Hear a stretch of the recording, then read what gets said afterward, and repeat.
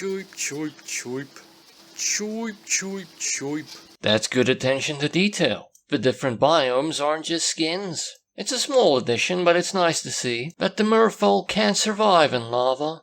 Neither can the ships. Ahoy and Fiddle-dee-dee, come join our voyage on the lava sea. Finally, you can play an advanced Wars-like game on PC. Except it's medieval-inspired fantasy. You have trebuchet and ballistae, if those are the plurals, instead of rockets and artillery, and sea turtles instead of submarines, which clearly was the most obvious medieval tech comparison to submarines, and the aquatic infantry have Olympic-level skill in javelin, although they could aim up a bit. Those danglers must add aim assist during the daytime. Let's start with the visuals. They are great. Really colorful and bright, somewhere between cartoony and pixel art. Each faction has the same units, they're just styled differently. Cherrystone, Falheim, Florin, and Heavensong, with some nice sound cues to differentiate even further.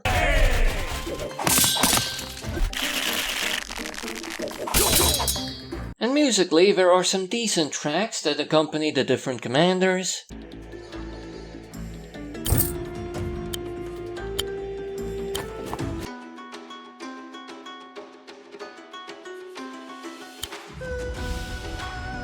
Emulating their personalities. See how the dog commander is accompanied by a piece of music that emphasizes their adventurous and industrious spirit.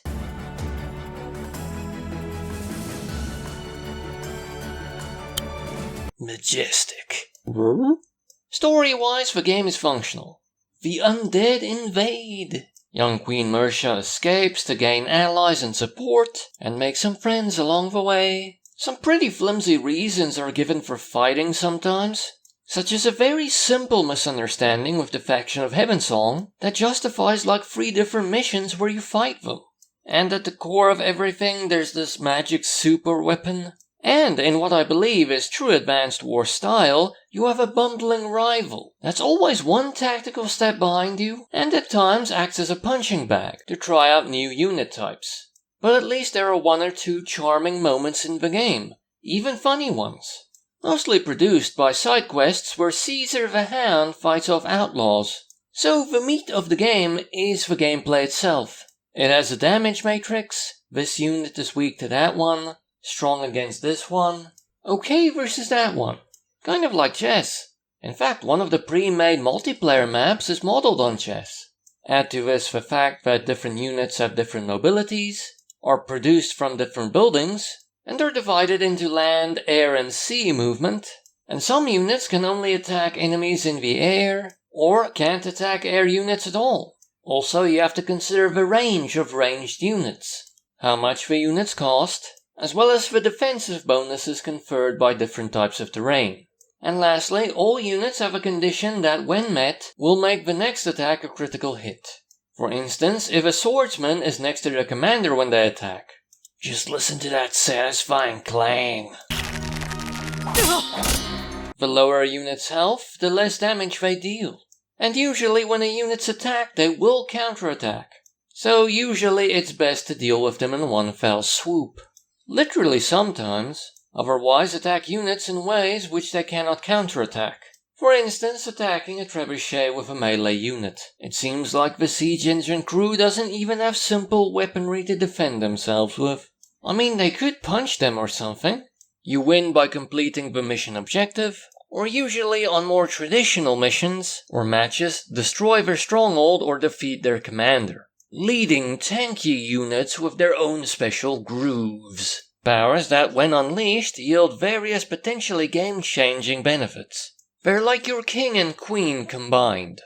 Very powerful, but when you lose them, you lose the game. Also relevant to your strategy is capturing and holding villages and towns for more income per turn, and capture troop-producing facilities for more tactical choice and flexibility.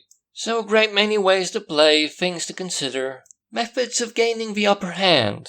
Although going up against an established or balanced side can be a bit of a slog, since when you defeat enemies they make more enemies. And it can take a fair amount of time to traverse the map if you don't have troop transport, and this grind can lead to a lapse in focus This can mean defeat, or at the very least that the most obvious way of progressing is by moving slowly in a measured, methodical way, while at the same time somehow securing the revenue.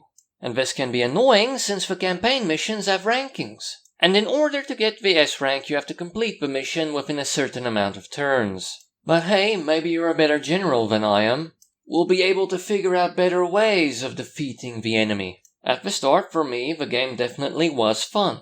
Any negative emotions resulting from grinding were somewhat soothed by new unit types being given to me, and the excitement of testing them out, as well as the fact that some easier missions were sprinkled in between. But I got tired before I finished the game, and that's with very few retries to get S ranks. It's not really that kind of game to me. The levels take too long after a while. And as I said, the story wasn't enough of a carrot for me to put up with the stick. I also dabbled in the puzzle mode levels, which are a rather nice addition, genuine thinkers, which task you with winning in one turn, with a predetermined map and units. I only did a few levels because puzzle gameplay wasn't gonna make me stick around, not unless it was intermingled with the campaign. But if you're so inclined, the levels make good use of the mechanics, and they function as puzzles.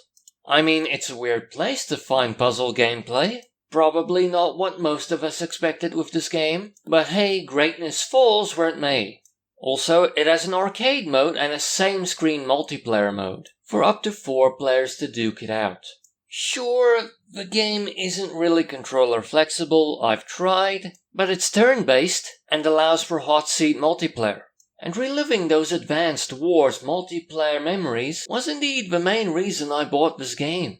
Also, another nice addition, it has a very easy to use map editor. I tried it out, it was pretty fun, trying to create your perfect map for multiplayer shenanigans. I must achieve symmetry. All in all, I completed a few puzzle levels and a fair bit of the campaign, with I believe very few retries in order to get an S rank. And that alone took me 28 hours. 28 hours to essentially complete 44% of the game. That's actually quite good. And the game is cheap on Steam. 130 Rand full price. 52 Rand on sale. That's 1 Rand 86 per hour of gameplay, which is quite splendid. Especially if you think you'll play some multiplayer and actually complete the game. Maybe try and get those S ranks. Plus, it also has quite a small download size as it only takes up 348 megabytes on the hard drive.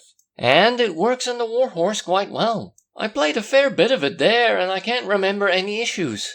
And stereotypically, it is kid-friendly, it's cute and everything. No blood and I can't think of anything particularly unwholesome.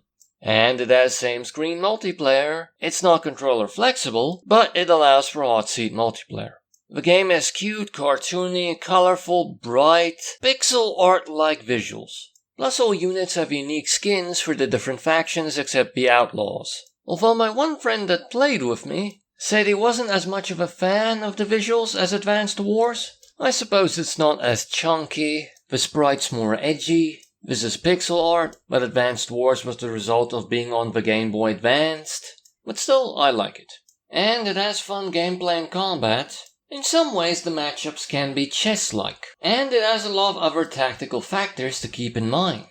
But now that I think about it, if a new player were to play this game against you, without having played the campaign like you may have, not having learned all the mechanics, haven't started getting to grips with that damage matrix, it might be a bit overwhelming. You kind of have to get to grips with the Advanced Wars-like formula, in a kind of one unit at a time kind of way. Very early on in my game time, I attempted arcade mode, and I kind of felt lost with all the unit types being thrown at me. The game has a very easy to use and fun map editor, as well as the great puzzle mode levels, as well as the arcade mode. The game has quite a bit of content. You know, if you don't get bored of it. Plus the game has decent musical tracks that accompany the different commanders. Adhere to their personalities. On the maybe side, the story is quite functional, but it does have some good moments, such as the side missions of Caesar the Hound. But the game also has an Advanced Wars-like character, in the form of Ragna, your rival that kind of acts like a practice dummy. Also, This game is very similar to Advanced Wars. Most of the differences are cosmetic.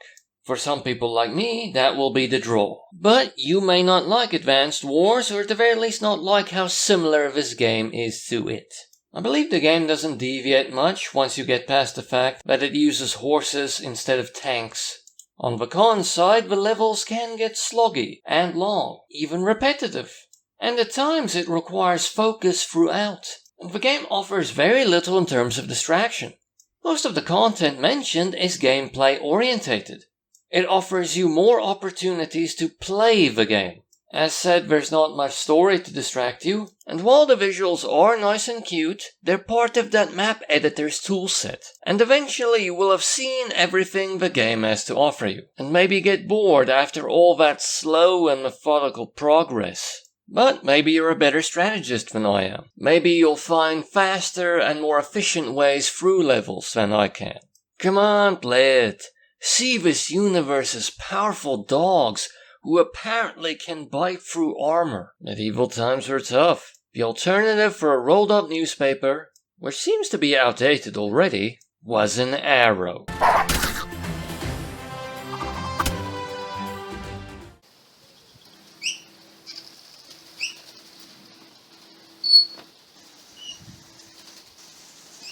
Choip, choip, choip.